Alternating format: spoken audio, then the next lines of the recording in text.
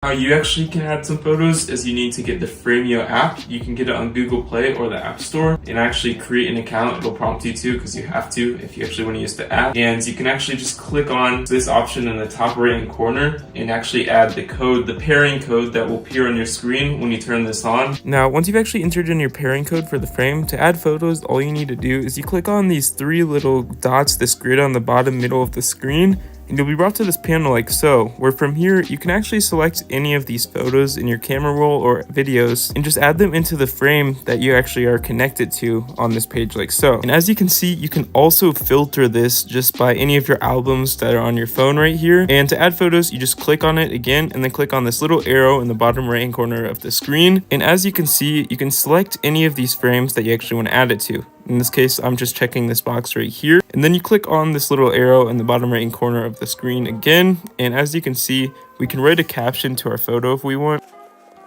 And once you do that, you just click on the arrow once again in the bottom of the screen, and you can actually adjust for the center of the photo so that the center of the photo is the focus that shows up in the center of the screen. Now, unless you want the center of focus to be this branch or something way off to the side, I recommend just leaving it in the middle most of the time. And once you've actually adjusted your focus, you click on send photo, and you've actually just sent your first photo to the frame. You can do individual photos like I just showed you, or you can actually hold down on one of these photos and select multiple and just add them all to the frame, again with the arrow, and you can adjust them and then click on send and they will actually be sent into the frame, and just add it to the rotation like so. And when you touch on the screen, just tap anywhere in the middle, you can actually have a bunch of these settings options. You have adding a person in the top left. You can actually add any person using this code right here on screen. Now you can send this to any person in your family. Now if you gifted this screen to your grandmother, for example, you can copy this code and send it to any relatives on your screen who are using the app, and they can basically add the code using the exact same way that I showed you on this side of the screen over here.